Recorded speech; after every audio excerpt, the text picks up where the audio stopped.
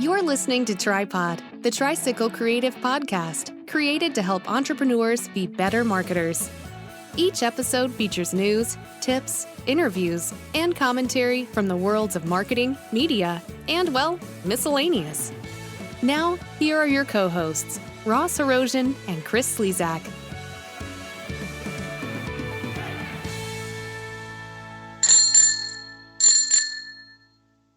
Episode 6, Tripod. Hello.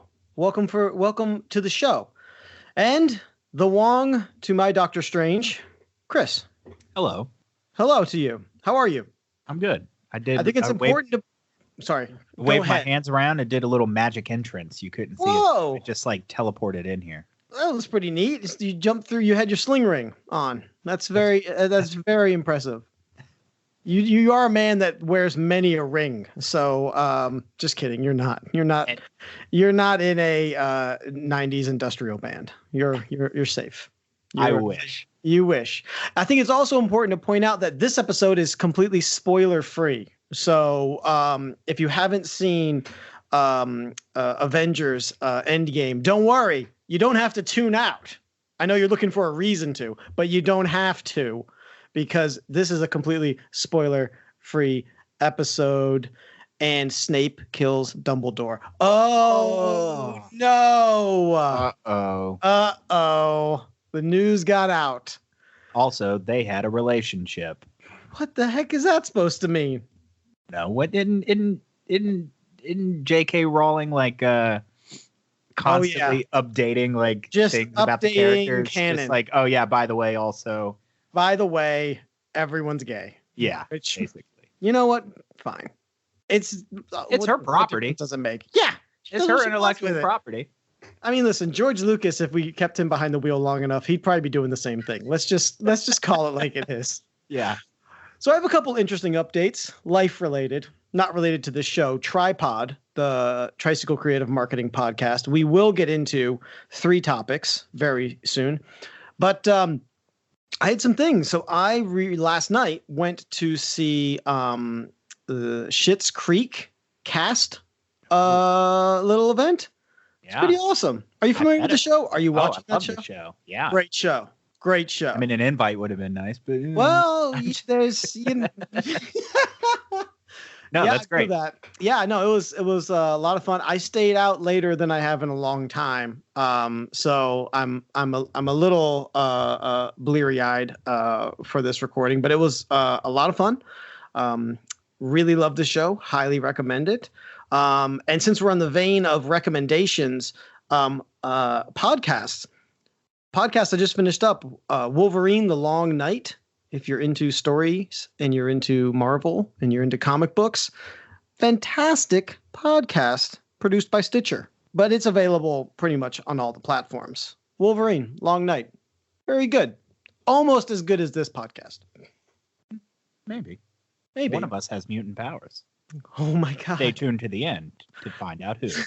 Mine is that I fall asleep on the couch at 7:30 p.m. And it might be me because I've already revealed that I've teleported in here. That's true. But you can do that with wizardry. You don't need mutant powers for that. That's right. So on this week's show, this episode, we have 3 great topics. First, Instagram is considering removing like counts. Whoa. Also, tying your marketing to pop culture. We are coming up on May the 4th. Be with you. So we thought we'd talk a little bit about that. And then our third topic, Chris. We'll be talking about QR codes and whether they're still relevant. When was the last time anyone talked about QR codes? It's about to be today. Mark the tape. It's going to be today. So without further ado, on we go. See you on the other side.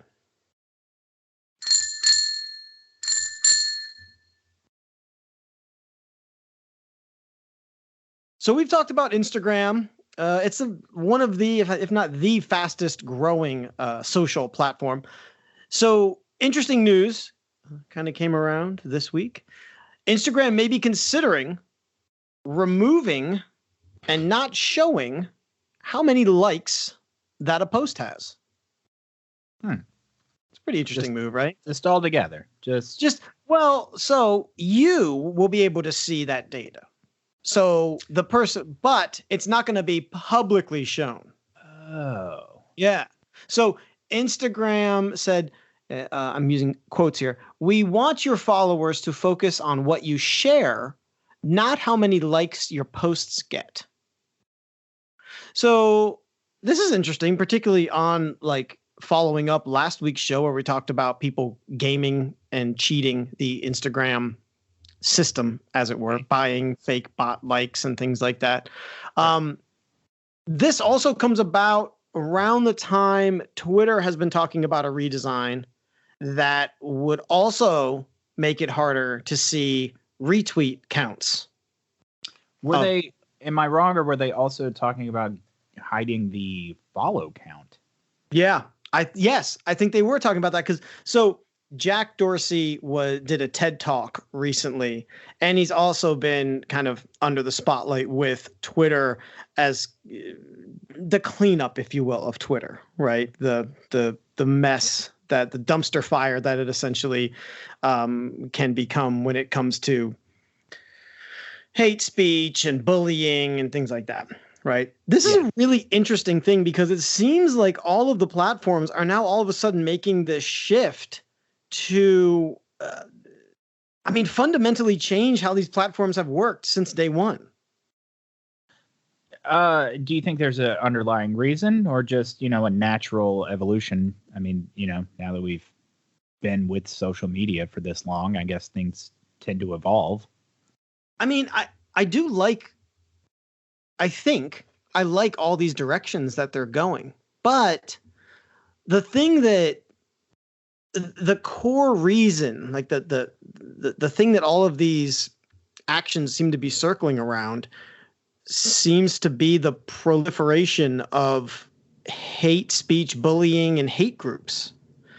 And and we've talked about YouTube doing this too with conspiracy theory videos. A couple episodes back, we talked about they're updating their algorithm for that. And I can only assume that as part of that, we're also discussing that they're also looking at hate speech, hate groups, things like that.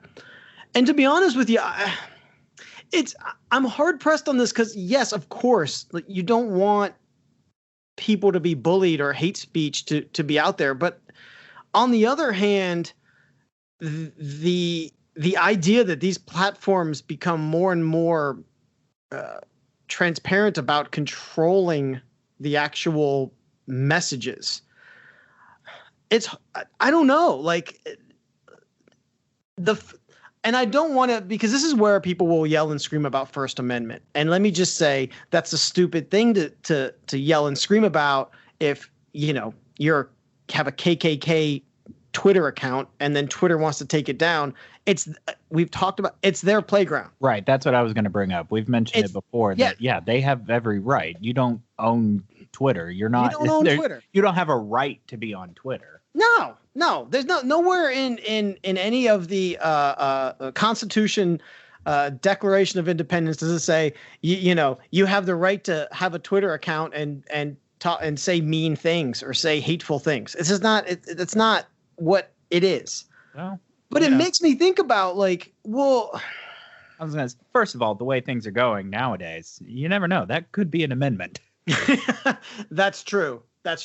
There might be some vested interested parties. There was a meeting with our president with Jack Dorsey to discuss his declining Twitter followers. That happened. That is a fact. So their response was fine. No one gets fired. We had nothing else going on. Let's just take a break and have that meeting. Anyways, I'm just conflicted on this because part of me is like, okay, so what to the evolution of these things, what's the next step, right? I mean, do then we get only platforms that are except I don't know how you market this, platforms that only are open to hate groups? I guess that's called the dark web. I don't know. Maybe MySpace. Who's logged into MySpace anytime recently? Maybe it's happening there. No one even knows. I don't know why I am conflicted on this. Because I like the idea. I don't want to see people bullied, but I'm just really conflicted. Well, but Instagram getting rid of likes, I mean, who does that benefit? You're right. That is softer, I'll say, comparative to the other ones. Are they just trying to battle the sort of, vanity of it all? Yes. Yes. I think what they're really trying to do is, interestingly enough, maybe even kind of, take the legs out from under a lot of the influencer abuses. That's true. Yeah, there are a lot of people, right, that, as we talked about last week, just buy followers and then say, like, hey, I have X amount of followers and this many likes, give me some free stuff. But I don't know if this truly solves that. I think this solves the philosophy behind it, but it doesn't necessarily solve the problem. I mean, if you're a motivated person who wants to be an influencer, you can still approach a brand. You have the numbers and you can still say, I have X amount of followers. I get this X amount of engagement. I mean, if anything, to me, I feel like it benefits the layman a little more because, now I don't have to, if I'm scrolling through my Instagram feed and I don't have to go, oh, that guy's only got 3 likes, Yes. Like, oh, that's sad. Because a lot of times I scroll through and I feel bad for people when they don't have a lot of likes. I feel bad when I don't have a lot of likes. You absolutely assign value of you yourself liking something or even following that account based on a like count. I mean, I think people would be lying if they didn't say that maybe even for a split second that doesn't cross their mind. Right. And so I think that's why I'm all for it. If it makes me ever so slightly feel more better, attractive. Yeah, I mean, if it makes me feel less pathetic online, then I'm all for it. What I don't have 10 million followers, That's true. Or maybe you do. I don't know. Maybe you've hid them, or maybe you've bought them. Since our last show, you now know exactly how to go about getting them. That would cost you probably about $100, I think. The whole paycheck I got from the last podcast. Cashed it all in. I bought spent it all on followers. It's a good investment, I gotta say. That's a real good investment. Well, this is the other thing I'd read. This Instagram move. So in the UK, there's proposed regulation that would disable like buttons on posts for anyone younger than 18. Meaning you could not like their stuff, or they could not like things. I think it's if you are under 18, then your account would essentially look different in that it wouldn't have like buttons. Oh, okay. And what they're saying is, I'm looking at the article here. Liking a photo seems harmless. Whenever a user presses a like button, that information. So it's because that like data is used by advertisers to compile information. Oh. So you can be on Instagram, I don't think it's 18. I think it's probably like 13, maybe, or 15. So in theory, you could be collecting information on users under 18, even though on most of these platforms, the youngest that you can target and add to is 18. But nonetheless, as we have learned from many conversations, the data is still being collected. Right. Right. So if I go on to do an ad on Instagram, I can't target a 13-year-old. 18 is the lowest. But is that because it's direct marketing? I mean, I think so. Kids all the time, but I suppose that's just. It's probably tied to marketing.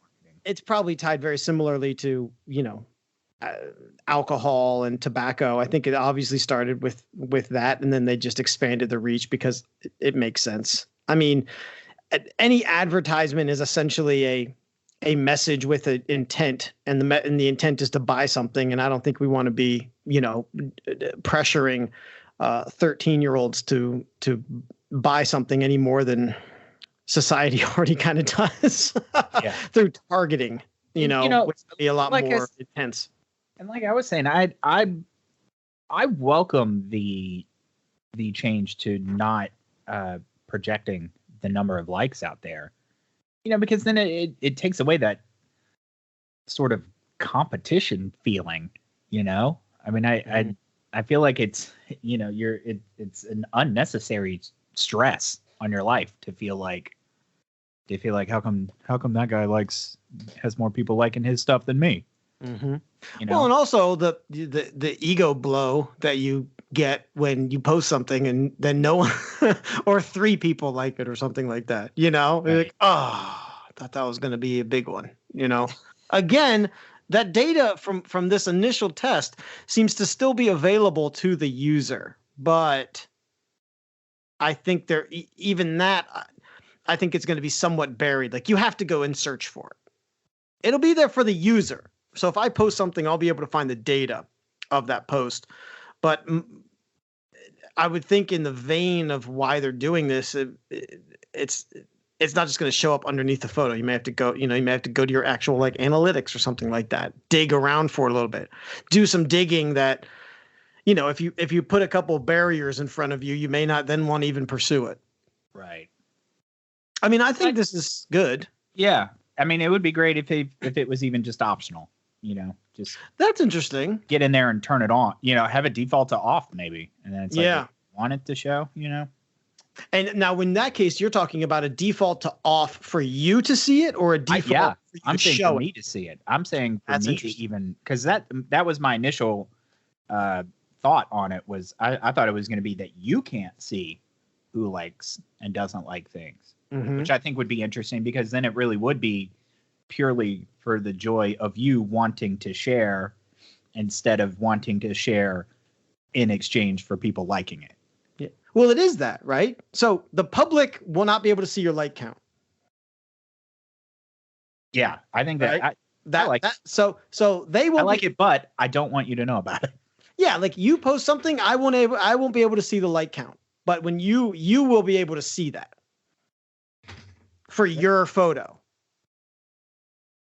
I'm into it. Yeah, I mean, I think it's a good idea, and again, I think this is to your, I think, first point.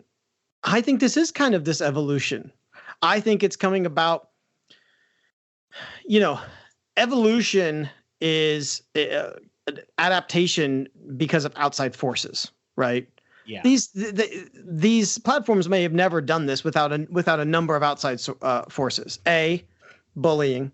B, hate groups. Which again, it's their playground. If you let's go jump right into that. You have a playground, right?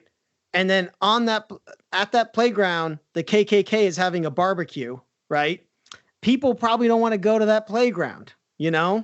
It's the same thing. They're like, well, we don't want to have this, mucking up our playground. I think the third one is very much about data, and there's definitely some sort of data component here, probably most notably with Facebook, with breaches and data collecting and data compiling. And then probably fourth is just, abuse of the platform, which maybe for Instagram ties into with some of the influencer stuff. Seems that way. Yeah. Well, that's all pretty, I mean, that's interesting. I'd be curious to see what other changes, what other evolutions these social media goes through. Yep. And as they happen, we'll keep you posted.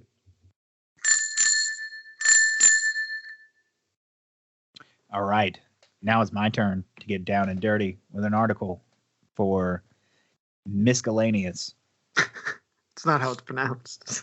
This is my time. This is my time. You correct me on your time. Yeah, Miscellaneous. See, man. So this actually came to me driving in a car, and I saw a QR code for on a sign for a business. It made me think, like, what's up with QR codes these days? Because nobody talks about them. I feel like I see them and I think they're a good idea, but I'm like, does anybody use these? Does anybody do it? Because in the past you had to have a separate app for it. Maybe it wasn't really built into the phones. It was like you had to go out of your way to sort of use it. But now, Apple and Android both have been sort of incorporating QR code scanning just directly into the photo functions on the phone. So there is no separate app. It's not as complicated to read the scans. And it turns out that QR codes are actually on the rise. It's just I don't think anybody ever talks about them much.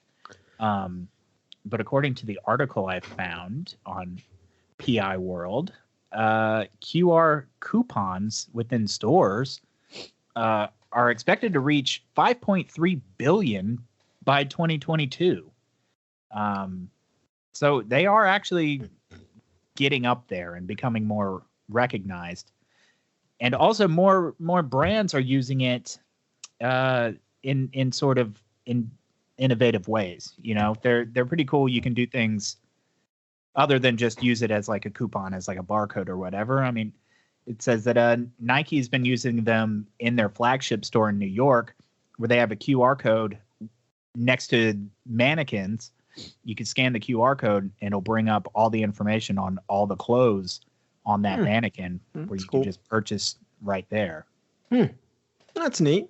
Yeah. I think QR codes, I mean, for the longest time and probably even still, they were always this thing that everyone like thought was this really cool cutting edge marketing thing.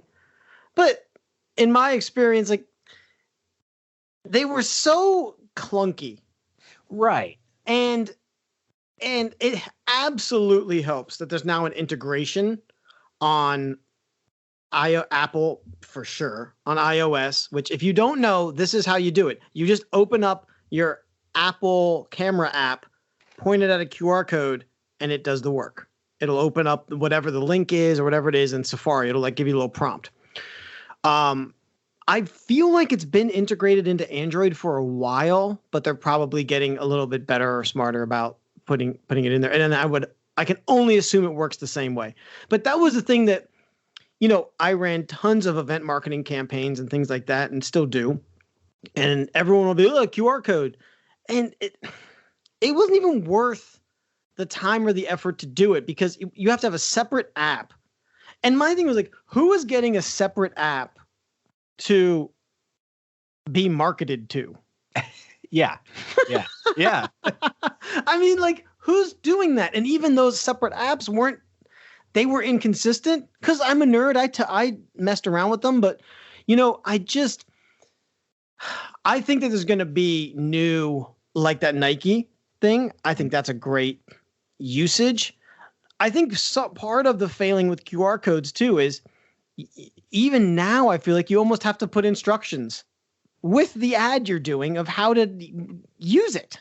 Yeah, they're still just not prevalent enough to be, for it to be intuitive. Yeah, I think though there could certainly come opportunities as marketing and messaging evolves in a AR space, so augmented reality. Sure.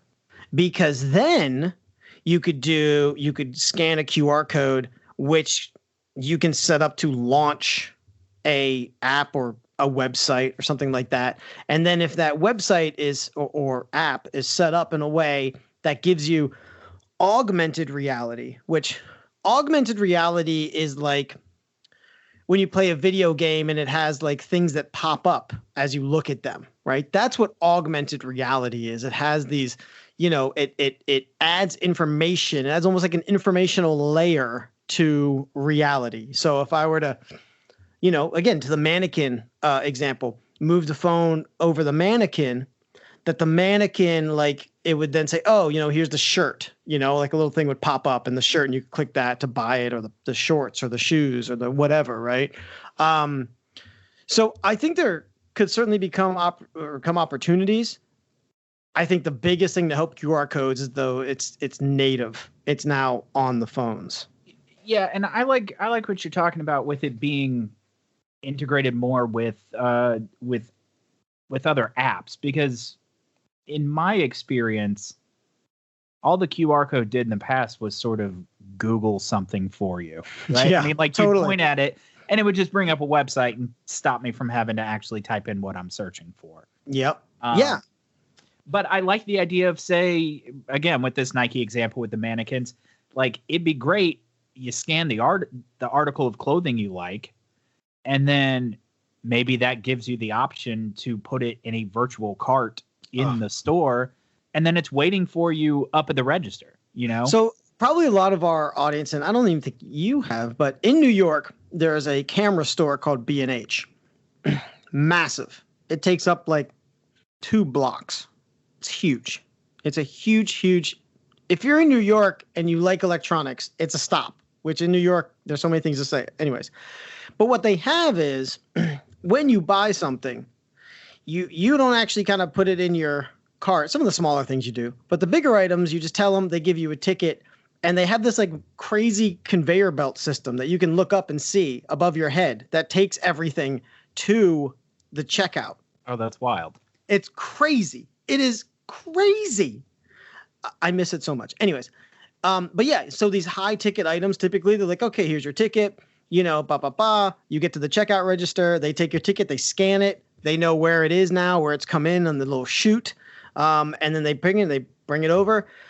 But I envision what you're saying, this virtual cart, this idea though, where you scan it, you add it to, you know, a basket, right? Yeah. And then you can, all the items in the basket can be at checkout when you get there. Yeah. You know, like that would be wild. And I think that'd be, I mean, I went to a Taco Bell the other day that you could order from a screen. I mean, we're moving in automation directions, right? And so I feel like this seems like a natural, maybe in some ways even scary from a retail worker perspective, but like, right, this isn't going to be affordable for every single retailer. And the challenge is that it's almost like a race for the retailers that can afford it, is they almost have to get going on it soon before Amazon just starts to eat everyone's lunch. Yeah, for sure. I mean, yeah, that's how I was kind of picturing it. It's almost like essentially doing your grocery shopping inside of an Amazon warehouse, you know, where somebody else is packing your virtual cart into a real cart as you shop. You know, you walk around Target, you scan the 4 cans of soup you want, and your 4 cans of soup are going to wind up at the front of the store whenever you're ready.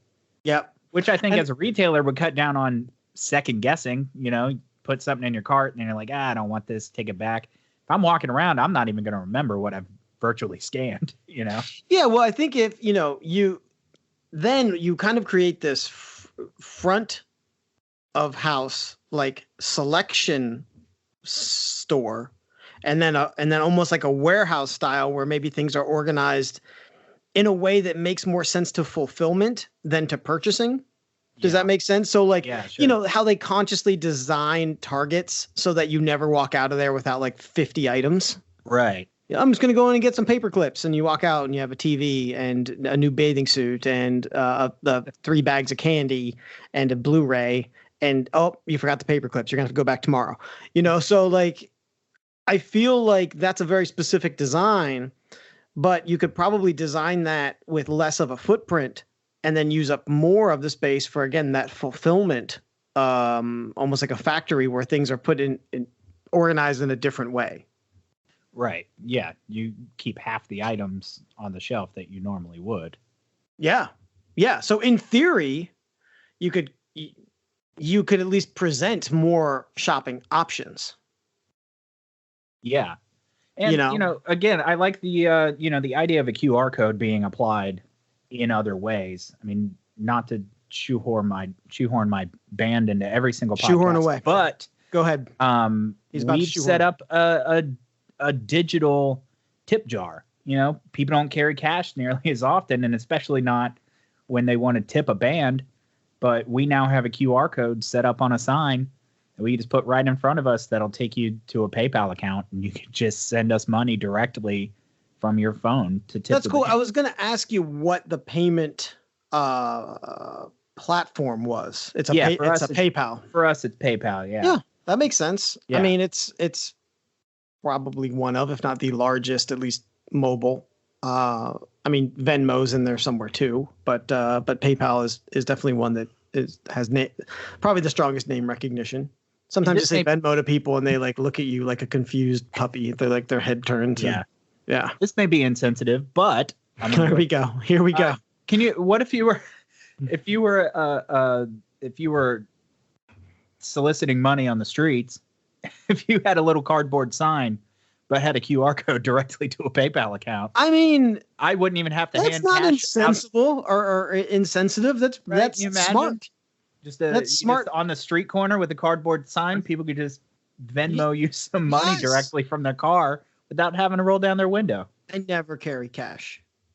And let me just say, if QR codes weren't such a pain in the ass, I would be in on that. That's the other thing too, though, is they're still not, I don't want to say perfect, because nothing's freaking perfect. But like they still, I feel like, have a little ways to go. And yeah, it's nothing more annoying than trying to use it and then it doesn't work. And then you're like, well, right, this is annoying, It's also weirdly tough from a design standpoint. I've made flyers in the past where somebody has wanted a QR code incorporated into the image. And, it's kind of weird to not just slap a QR, just slap a black and white square. Yeah. You want to tastefully incorporate it. And it's kind of weird because you got to make sure the size is still right so that it scans correctly. But it is just this ugly piece of work that you just kind of have to just put in there somewhere. So it's been a while since I used those, but with the one you created for the band, did you use a service to do that? Did PayPal offer that kind of thing? How did you go about creating that? I did not personally do it, so I don't have the answer for you, unfortunately. Okay, I'll look that up. Yeah, because I have done it before, but this was, probably like 2 years ago. And I would hope that there are better tools. I didn't love the one that I had. So in the show notes, which you can find at tricycle-creative.com/tripod, I'll see if I can find some tools for people to create QR codes. If I were a gambling man, I'm sure there's probably even just straight up apps on the phone to do it. But I'll look into that, because I think that's the other thing, and maybe that will be the evolution of the QR code, is that on the one hand, as to your point, design-wise, as ugly as it is, it's recognizable for what it is. Does that make sense? Yeah. But like, it would be neat if, you can do something with that, do something better design-wise with it. But it's hard enough with people knowing exactly what it is now. If you start getting into it looks different, then you're getting right back to square one, where you have to explain to people how to do something. I think I want to say I've seen somebody who's had it tattooed, and it's essentially a business card, or it links to their website, and instead of a business card, they just have a tattoo on their wrist, and they're like, "Here, scan this tattoo; it'll take you right to my website." And so that's quite a commitment, right? But I'm pretty committed to Tricycle, but I don't know if I'm ready for a tattoo. But still, there are cool and innovative ways you can use it. If you're willing. So I literally just did a quick Google search, and this QR-code, I think it's -generator.com, and you put in some information. You can, I literally just spent 5 seconds on it, so I don't know, but like you can do a URL, a card, like a V card, so like your contact, text, email, Facebook page, a PDF, an MP3, that could be interesting, App Store, or images, and you can set it up completely, and then I'm assuming from this that it then just spits out a QR code. So it's as simple as that. Yeah, they're not hard. It's the hard part's using it to its full capacity. And even harder getting people to know how to do that. Well, I think think about the use case, right? If you're getting people to take this extra action and steps, I feel like you have to be very thoughtful of what is the incentive, right? Because part of me is like, why would you use a QR code to like a Facebook page? Right. I mean, to me, it's like just give your Facebook page. Like I'm not going to go through the work. I'll just pull up Facebook because I have it already, and then I'll search for you, right? I don't know why I would go through the headache of a QR code for that, but you can incentivize, like maybe again from a band perspective, maybe it's an unreleased song, right? Maybe it's a coupon, right, for a free something. If you're a restaurant, like a free appetizer, or like I feel like you have to incentivize QR codes a little bit more than other call to action type things. Yeah, maybe a restaurant using it as like a virtual punch card, instead of actually carrying around a card, you just scan the QR code a couple of times and you get a free ice cream cone or whatever. Yep. Yeah, I think because it requires extra effort, I think you have to think about how are you getting people to take that extra effort.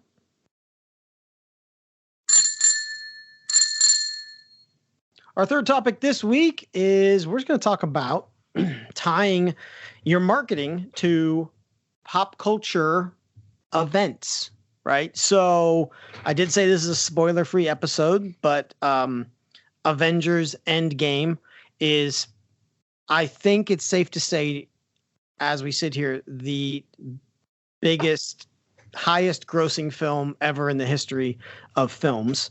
It's redonkulous. Like in 2 days, I think it has made $1.3 billion. So kind of a big deal, or I guess tied to our topic, you see a lot of people creating content related to the film, right? I don't know if it's a zeitgeist. Is that using it? But like it kind of like, like in the whole sphere, because people are obviously into that thing. Also coming up very soon, as the recording of this show, is May the 4th. May the 4th is Star Wars Day. May the 4th be with you. So you will see across social media all kinds of Star Wars related memes, product things, spoofy things, limited edition things, all related to Star Wars. I think another great example is Deadpool 2 and even Deadpool 1. And this is the one I want to kind of dig into first, interestingly enough. It's not the most obvious, but it's the most impressive, is the marketing that went into Deadpool 2 that relates to like just different channels. So Deadpool did a Bob Ross spoof video. Mm-hmm. He did a cameo video with Hugh Jackman, who's played Wolverine, and that went like bananas viral. He did a music video with Celine Dion for a song she did for the movie. That. Yeah. He did a video with David Beckham because he made fun of David Beckham's voice in the first one. So he did this short little like video with David Beckham. And you don't have to, there's a character in Deadpool 2, his name's Peter. He's just some run-of-the-mill accountant that joins the team. They created a fake LinkedIn page for him, and that he was in X-Force and in the superhero group. It's just all these really interesting things. May the 4th, jumping over to that, there's almost too many to mention, but one that I saw, like PGA did this whole video series where it replaced the golf clubs with like a lightsaber effect. And it was spreading that kind of thing out. So just talking about, tying your marketing to pop culture. When you see this stuff, Chris, like, do you get a chuckle? Like, do you find that like, oh, this scores points for you as a consumer with some brands? Sometimes yes, and sometimes no. I think it is a case-to-case basis. I think like Oreo had like Game of Thrones themed Oreo cookies. Yes. Like that just seems like, I don't know. At this point, I'm just like, okay, like I don't I'm like, sure, why not? Let's You think that's a little blue jump the cream shark? in it. Yeah, it's just sort of like, yeah, it just seems Like it's just a pile on. Like, right. I mean, Right. everything that you would think that everything that Game of Thrones stands for is very much on the polar opposite of every brand identity piece that Oreos would have. Right. Now, on the flip side of that, Yep. Johnny Walker had a whiskey that was like winter. It was Game of Thrones tied in, and you would freeze the bottle, and the bottle would change I color. saw something that. like that. And like I saw that, and I think Coors or one of the beers did something like that too, where when it got cold, it had different writing on it. yeah, And I feel like it was Game of Thrones related also. probably because they got the whole winter theme. So you watch Game of Thrones, right? Yeah. If you have the Johnny Walker with that on the shelf, sitting beside the equivalent product, Johnny Walker, Mhm. right? And maybe even this that Game of Thrones ones is a little extra. Do you buy that one? I tell you what, I bought it for a friend. I bought it as a gift for another Game of Thrones fan. So I mean, think, I don't know that I necessarily would have cared to buy it myself, but I thought it was an interesting enough concept to give it to someone else. So yeah, so it worked. I did not buy the Oreos. yeah, see, I mean, obviously it's picking the things that have, I mean, oftentimes mass appeal. I mean, Star Wars. I mean, Marvel, anything Marvel, any given movie that comes out for Marvel, you're going to see. I wouldn't be surprised if Oreos had like a special edition thing for every freaking Marvel movie that came out, you know, like, Well, so you know what the difference is though between the Oreos and well, I don't know. If it was blue Oreos, then it's like I guess they kind of went out of their way. mm-hmm. But like That's if you're just slapping a character on there, like that to me is almost that's demeaning. lazy. You know, that like I'm not a child. I'm just, you know. You mean just putting it on the packaging? So like the Right. Oreos are essentially the exact same, but you have now a picture on the outside of Black Panther. Right, exactly. You put It's like, Iron Man on a pack of that's- string cheese. I'm not going to be like, oh, I got to get the Iron Man string cheese. Yeah, Unless that's the string different. cheese looks like Iron Man and I Yeah, can peel them apart. that's what I'm talking about. You got to go in. You got to The go in product that has to change. next Yeah. step. And now, and this is where, you know, to pull the curtain back a little bit, like I'm conflicted. I have about 1,000 Star Wars things that as I sit here and record this show, I'm looking at. I will probably do a May the 4th post. I don't know, but I don't know if for what Tricycle does, we can go that next step. I probably, if I sat down with just quiet time or sat down with you, we could figure something out. But I think you can still ride the wave. Like, okay, let's talk about Instagram, right? You can ride those hashtag waves. That's painless. It's simple. I mean, what is like the end goal there? Well, you're going to drive engagement.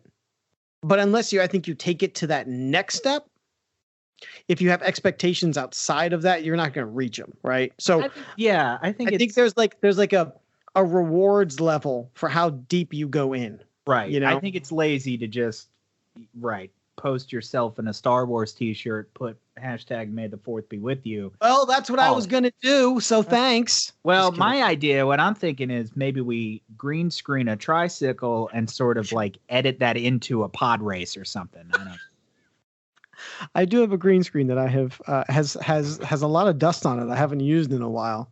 Just saying. That might be a terrifying usage for the tricycle. Yeah, I mean I just think that if you're looking to kind of get into this, if you're just looking at it for engagement and just candidly because maybe you're just a fan, that's fine, right? I think if you're looking to actually, you know, drive more awareness from it or a conversion, you got to go in that next level, right? That 2-3 levels where again the string cheese, his face is shaped like Iron Man, which would be freaking amazing. That's a great example. I would love to see that. You know,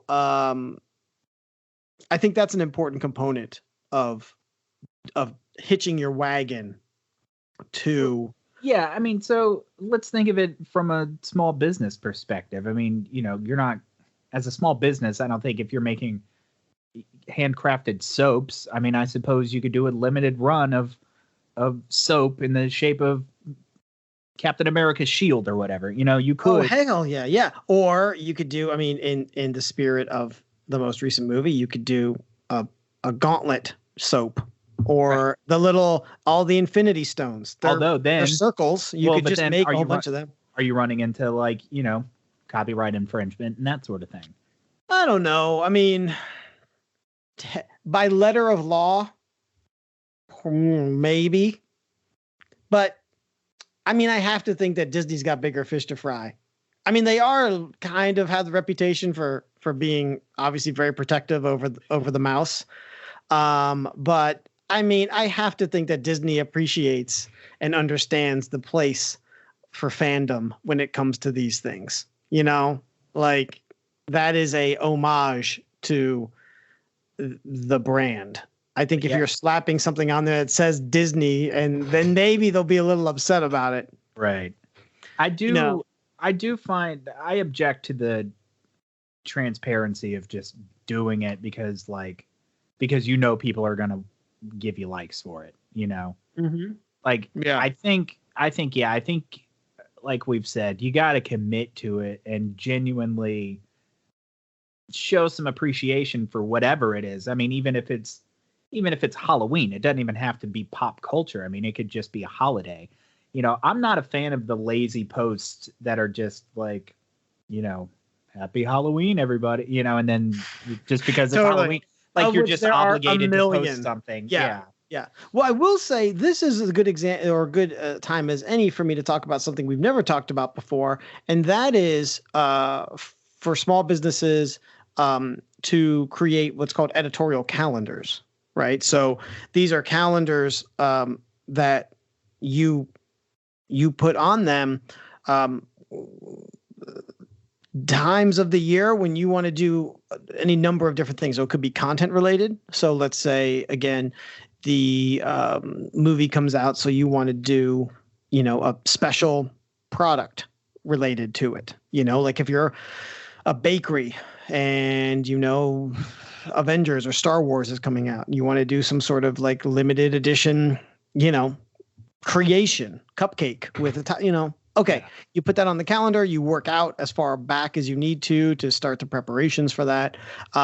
You can also tie this in. An editorial calendar is also good for like when you're going to run sales, back to school, spring, summer, winter, same deal. You can attach those sales to particular cultural goings on. So, okay, I don't know if you're, and part of this I think comes from what are things that you're interested in too. Because if you're interested in them, to your point, you're going to have a little more understanding and information about the fandom and the passion about it. So you can probably get a little bit deeper in it. Like, I don't think I would ever want to do anything for like Tricycle for like the Oscars.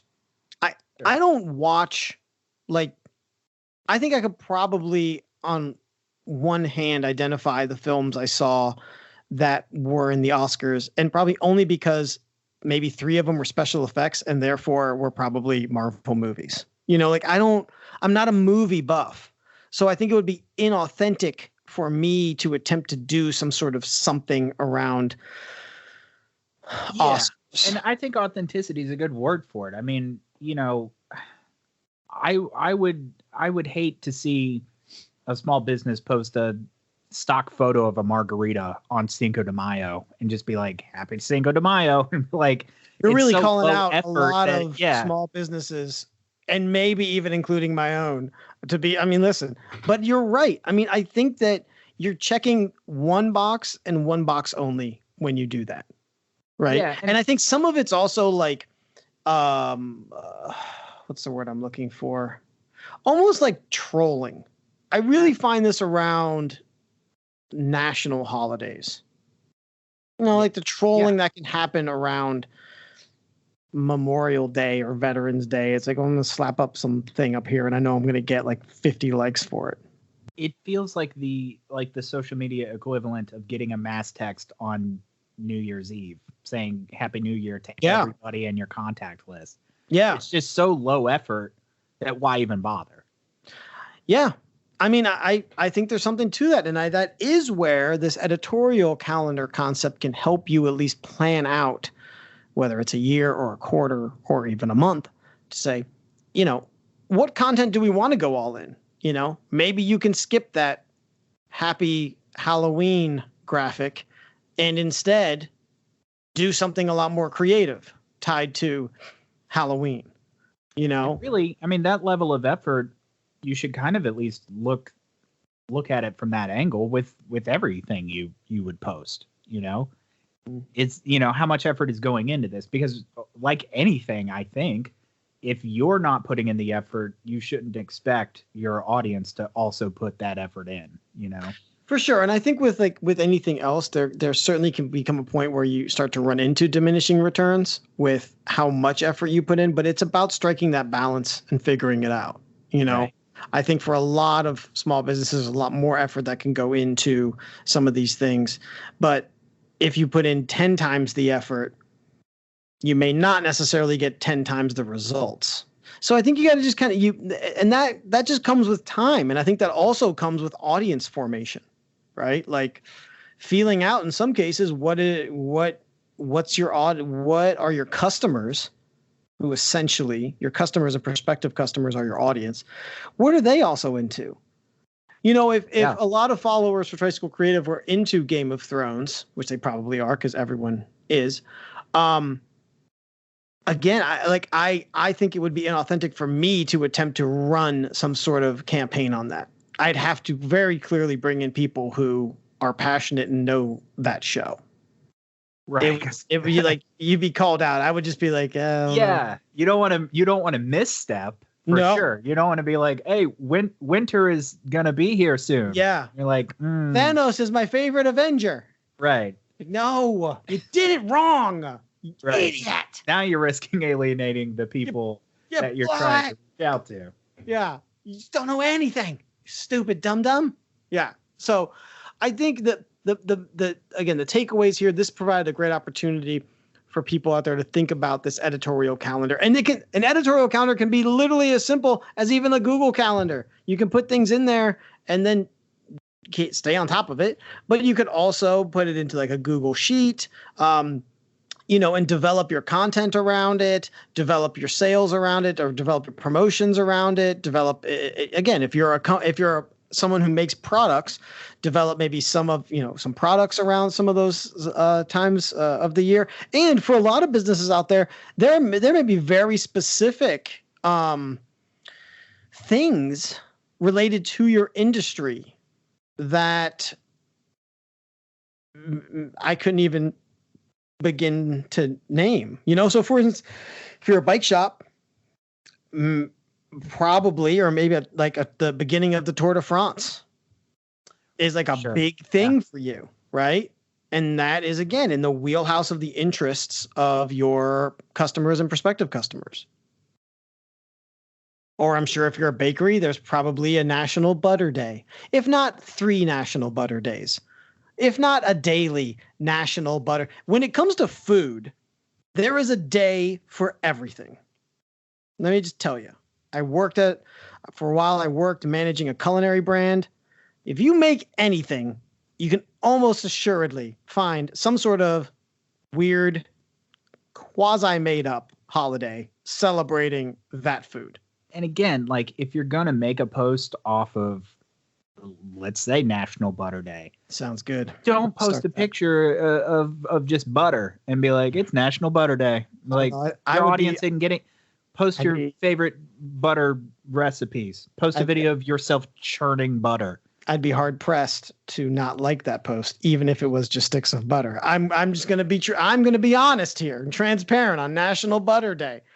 You run a croissant special. That's what I'd like to see? That's what you do.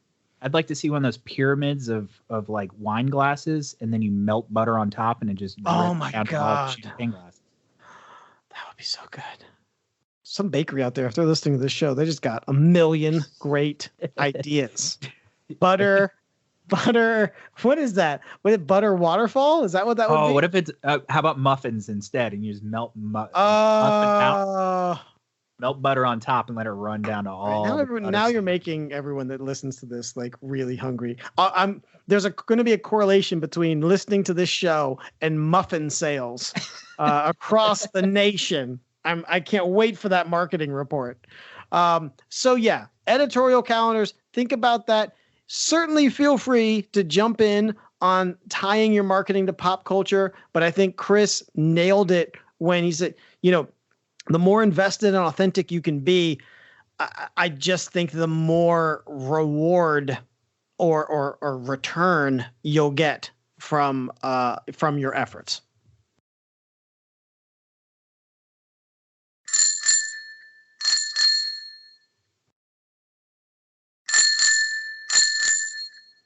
Episode 6 in the books.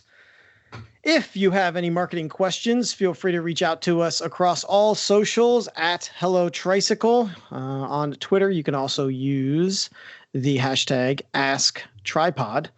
Are we doing Ask Tricycle? God, I should even know that. I feel like it's Ask Tricycle. I think that's right. Yeah, I believe so.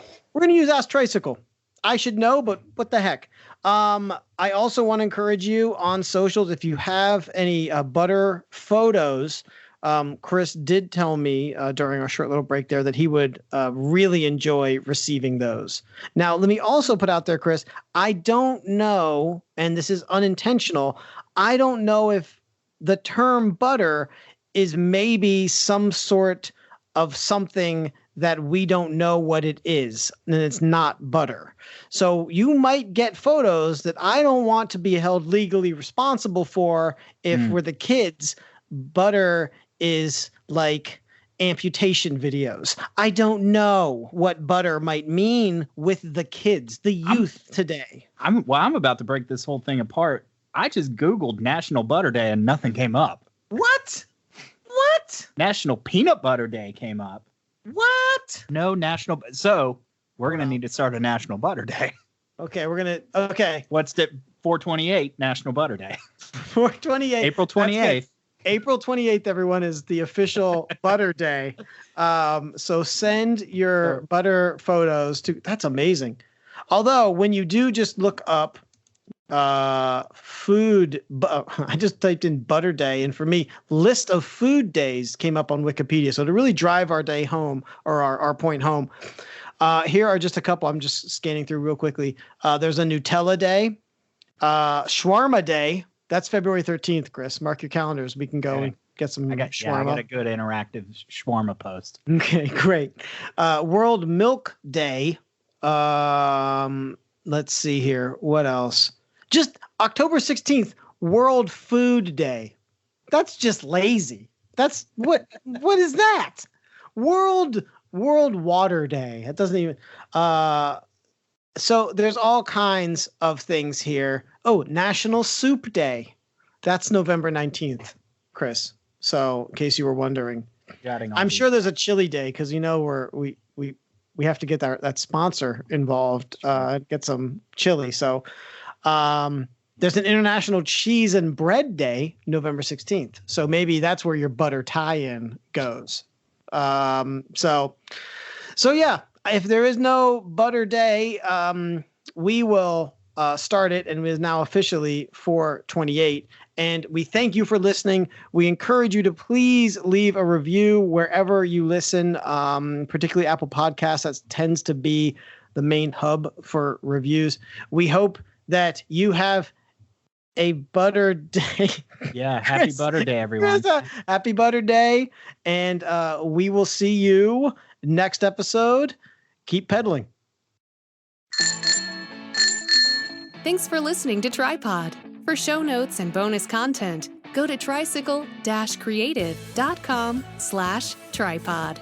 Connect with Tricycle Creative on Facebook and Instagram at Hello Tricycle. Connect with Ross at Ross Hero. Connect with Chris on Instagram at Ruthless Chris Steakhouse.